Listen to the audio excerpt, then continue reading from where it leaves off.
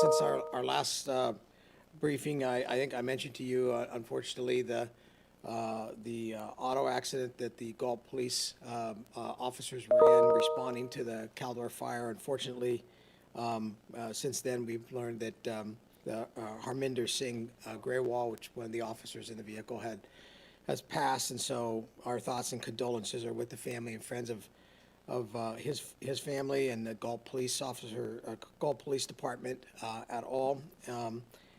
It's unfortunate, and we feel a real concern for their whole department. We also want to express our thoughts and sorrows for the loss of all the individuals in the state are enduring in these fires, and what everyone is going through. We know it isn't easy, and we're doing everything we can to mitigate the fires as fast as we possibly can. Chief Porter and Chief Sergeant Gardina will cover the fire-specific operations. I will just say that, as you know, there's been a lot of issues related to the evacuations in South Lake Tahoe. I will say that we've been working closely here at the State Operations Center with El Dorado County, the city of South Lake Tahoe, and the incident management team on proactively planning for a safe and orderly evacuation of South Lake Tahoe. The evacuation order is now in place for South Lake Tahoe, which also extends up into Kirkwood, which is part of the Alpine County. It's important to follow all the local authorities' issuance of evacuation information as the conditions change rapidly. Although in the planning effort over the course of the last several days, there have been a number of evacuation warnings, and information is being pushed out leading up to today's evacuation order. And there's been a tremendous amount of work over the weekend with all of the different local, state, and federal partners working in the South Lake Tahoe area, going out and knocking on doors, making sure that all of those folks knew if they needed to evacuate, they could. That included evacuating the jail in South Lake Tahoe. It included evacuating Barton Hospital in South Lake Tahoe, and it included making sure that individuals who had any access and functional needs issues had all of the transportation or all those assets that were required to be able to get them out in a timely and organized fashion. It's important to note that to get evacuation information, we are asking residents of El Dorado County to sign up for Code Red. That is their electronic information dissemination capability. It's how they do their emergency notifications specific to El Dorado County. It will alert residents and businesses by telephone, cell phone, text messages, email, and social media when there's a threat and there's any other new information coming across. So that's Code Red, and you can go online and in El Dorado County and sign up for that. You can also go to the Cal OES website and pull up alert orders and click on that and go find El Dorado County and connect in with the Code Red as well. Also, since our last briefing, we had asked, the governor had asked the president for a presidential major disaster declaration. The White House did approve that major disaster declaration, actually within 24 hours after the governor had submitted it. Andrew Grant, the federal coordinating officer appointed by FEMA, is here today. He'll talk a little bit about that. This federal support will really help impacted counties in Lassen, Nevada, Placer, and Plumas counties at this point. We also have states of emergency, and under the states of emergency through the California Disaster Assistance Act for El Dorado and the Caldor Fire and a few of the other counties that aren't under federal declaration but are seeking and are getting state assistance. And so we'll hear more about that from Andrew in a few minutes. We know these are difficult times, and we continue to be all hands on deck. We're moving every resource we can within the state to support the fires. We currently have more than 15,000 personnel working on fires throughout the state. That includes nearly 1,200 fire engines, 315 hand crews, 367 bulldozer units, 411 water tenders, and 111 helicopters. Our robust mutual aid system, supported by local government, fire agencies, and allied agencies across the state, continues to bolster this firefighting effort with over 470 engines from from within that system committed. In addition, we continue to have out-of-state resources from Utah and Washington, Wisconsin, and West Virginia. And we did have crews here from Louisiana, which had to cut loose to go back to Hurricane Ida, which is another major, obviously, catastrophic event that's taking place in the country and is a pull on resources from throughout the United States, including our federal partners at the Forest Service and at FEMA. And we're providing resources now to more than 43,400 Californians who are under evacuation. More than 650 are housed in 15 congregate and non-congregate shelters being coordinated by the Department of Social Services here at the state and along with the Red Cross, and then our county partners throughout the state that are working at the county level in being able to support that. We also are coordinating very closely with our partners at the state of Nevada, the Nevada Emergency Management Agency for cross-border evacuations at state line in Nevada, in South Lake Tahoe, with regards to individuals that are moving out of South Lake Tahoe and moving into and may need congregate or non-congregate sheltering on the Nevada side. And as I mentioned, that is ongoing as we speak, and we know that there is a pretty big group of people moving out currently the South Lake Tahoe area. All of this, of course, is a reminder that it's very critical to be prepared and alert here. We are still at the beginning of our fire season, and we know that this past weekend we were breaking fires throughout the state, and the fire assets that responded to those are CAL FIRE and the Forest Service and our local governments. The initial attack, they did a great job trying to keep most of those fires small and getting them out rapidly. Very important that you learn the difference between evacuation order and evacuation warning. An evacuation warning means there's an impending danger to life or property. If a warning is given, assume that evacuation order will probably follow at some time, so we want you to pay close attention to that. An evacuation order means that there's an imminent threat and we want you to leave the area immediately. If given an evacuation order, as we've said many times, don't wait, evacuate. It is your life and we want to get you out of harm's way. It also allows firefighters and other law enforcement personnel, law enforcement mutual aid, et cetera, to be able to get into the area and get the job done. And then again, sign up for those alerts, as I mentioned earlier. You can visit calalerts.org, calalerts.org, to be able to pull down information on that. If you have been evacuated or have lost your home, please follow Cal OES or your county for updates on how to apply for assistance. But most importantly, you should be reaching out to your insurance companies now, if you have insurance, talking to your insurance providers to be able to begin that process. That's the first line in being able to get government assistance. We know that a lot of work lies ahead, but this continues to be truly a one team, one fight effort. And I want to thank all of the folks who are working here, all the folks that have been working in the field. We have a lot of very dedicated, hardworking, very tired firefighters and law enforcement personnel and support personnel, public, private, and non-governmental, all working together to try to mitigate these fires. And so we'll now know and learn more from Chief Porter and Chief Scardina from the Forest Service. I'll turn it over now to Chief Porter for the fire update. Thanks.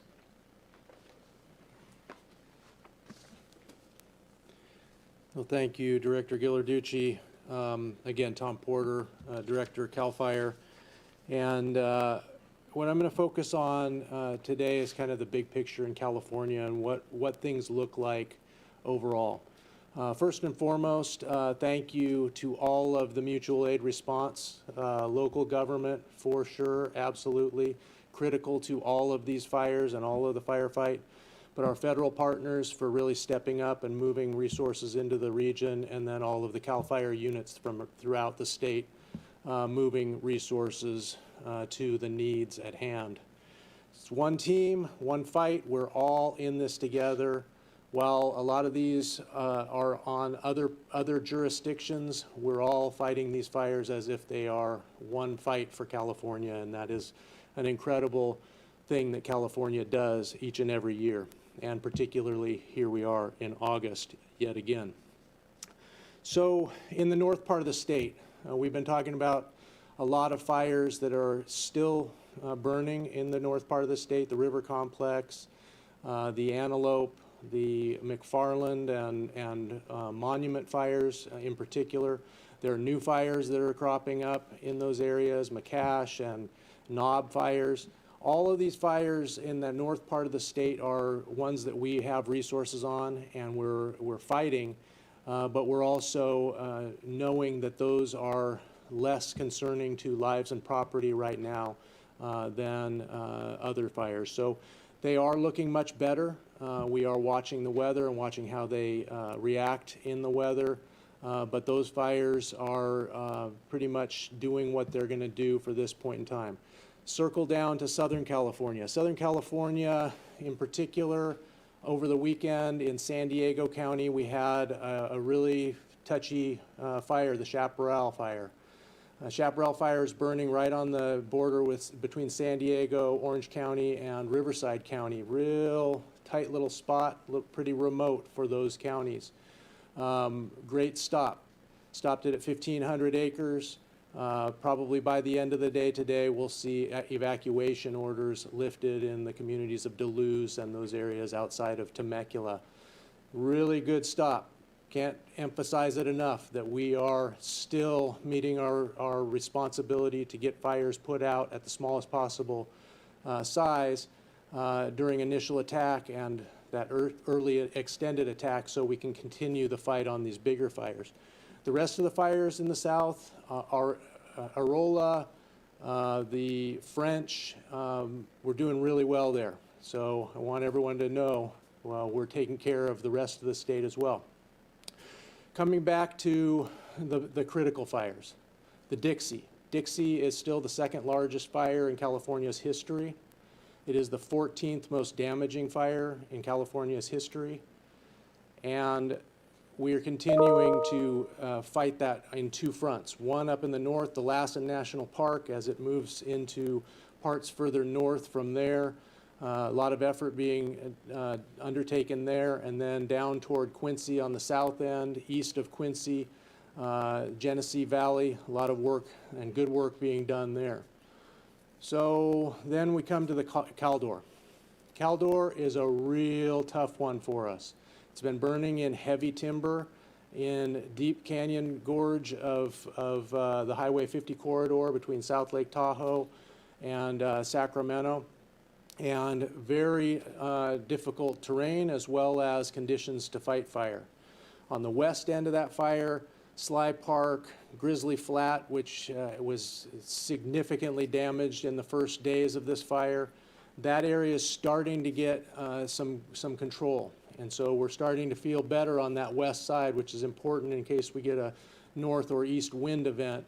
That fire pushing back out and then into communities closer to the valley floor and then getting into more of the populated area in the state responsibility. Now that doesn't translate exactly the same for the east side of the fire. The east side of the fire, difficult road conditions, hard to access.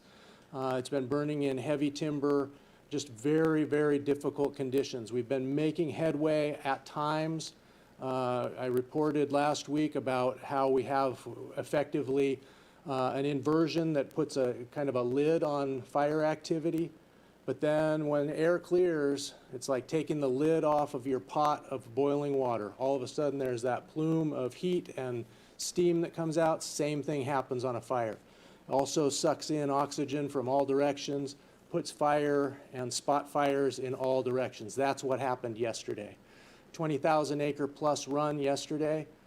Massive growth for that fire. Not the biggest growth of its life, but it was the biggest in the last week and a half. And it unfortunately grew toward South Lake Tahoe further up canyon.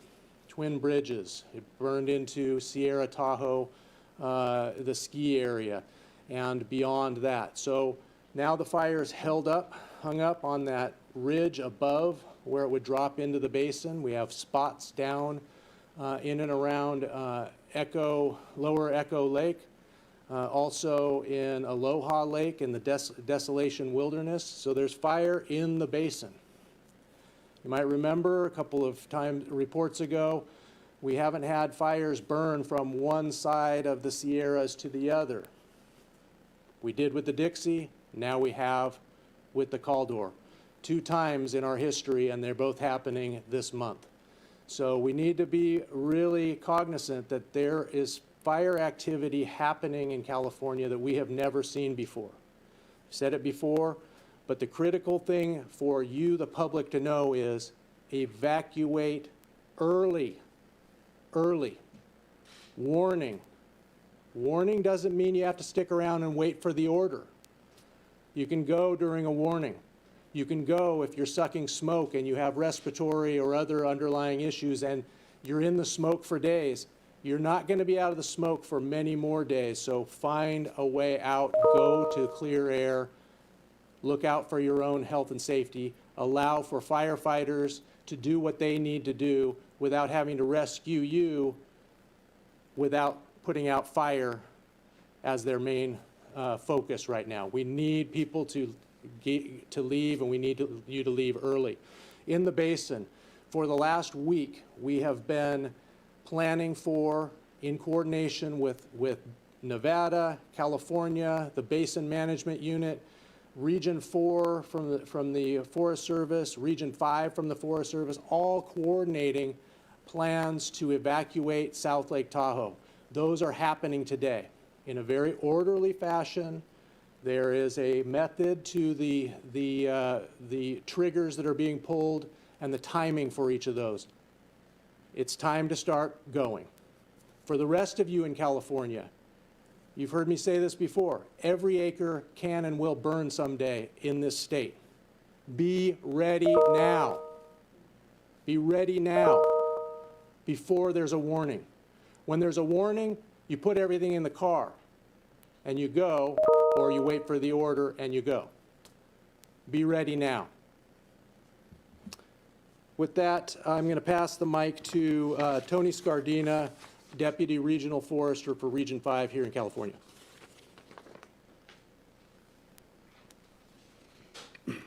Good afternoon. Thank you, Chief Porter. I'm just going to give some brief updates of so what's different from last week. What is the same is we continue to be at preparedness level 5 nationally. That's the highest fire preparedness level. That has not changed since July 14th. In the north half of California, we remain at PL5 as well. And in the southern part of the state, we move from 3 to 4, meaning that we've seen some increased fire activity. You saw it on the Cleveland National Forest. You saw it down near the San Bernardino National Forest with the South Fire. As Chief Porter mentioned, we're happy that we were able to get containment on several of those, but we're starting to see that drying trend. And so as Southern California starts to come into play into September, one of those concerns when we talk about resources already being strained in the north part of the state and other parts of the country, when we add Southern California into that, that's where we have to remain vigilant in terms of our initial attack capability so we can stay aggressive there, and that message of communities being ready and prepared for that. There are 27,000 firefighters deployed throughout the United States at this point. Over 15,000 of those are in California. If that tells you the amount of resources we have that we are putting to these priority fires to try and fight them aggressively and suppress them. To date, 1.7 million acres have burned in California, and that is significant in terms of communities impacted and recovery we will have to do, so our hearts are really with impacted communities. And as Tom mentioned, just continued growth over the past 48 hours on several fires in Northern California. Conditions started to dry out a little bit, winds started to pick up a little bit, and we're going to see red flag conditions in the northern part of the state over the next 48 hours. So expect to see growth on these fires, and we are preparing for that as best we can. But same thing, when it gets hotter and drier, we're going to see more smoke in the air, and we want the public to be aware of what you're seeing and be prepared as your local counties and others communicate with you. We are getting ready to prep and activate 250 soldiers of active duty military. They are getting ready to be trained and move into the northern part of the state as we did last year to support fires in California. And just really want to thank our partners with Department of Defense in bringing additional resources to really shore up some of our own folks that are on the ground.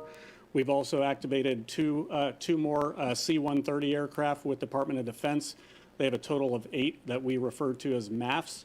This is the first time since 2012 that all 8 of those have been activated when there was significant fire activity at the time in Colorado. As Tom mentioned, Caldor last night was very active. In one place, made a 7-mile run to the northeast of Highway 50, and another place made an 8.5-mile run. So that's the unprecedented fire behavior that Tom's referring to that we have not seen. And we're wanting to make sure that communities understand we are going to continue to manage in a coordinated and calm way, but we also need them to be ready. The first priority at this point is making sure people get out safely and we don't have loss of life. And that ready, set, go message, just be prepared. As Tom mentioned, you don't always have to wait for the evacuation order. If you get that warning, start to think about what's the right time for you and your family in that situation. And as I always do to close, I want to thank our firefighters, support personnel. I was out this week in one of our dispatch centers, seeing what those emergency dispatchers do every day to respond to fires, make sure resources are where they need to be. It's a type of work that we don't often see because it's not on the fire line, but just really critical in what those people do together, and as well as with our partners. And that final message of one team, one fight, and we know we have months ahead of us potentially, and the confidence that we have is through our partnerships and that we will get through this together amongst the agencies that you see here and with the citizens of California. Thank you.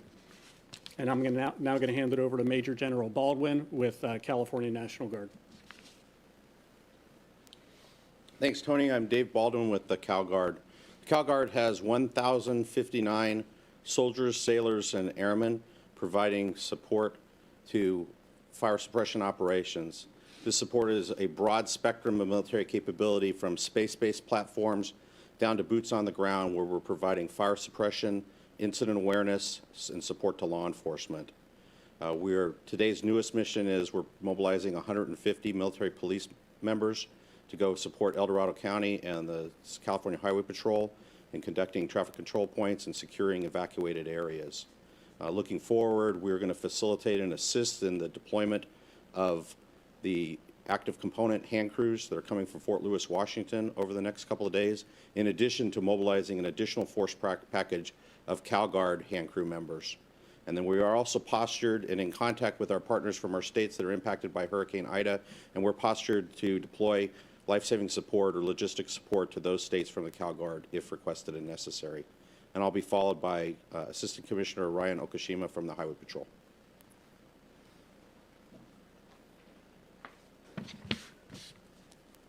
Thank you, General Baldwin. Good afternoon, everyone. Safety continues to be the California Highway Patrol's first priority.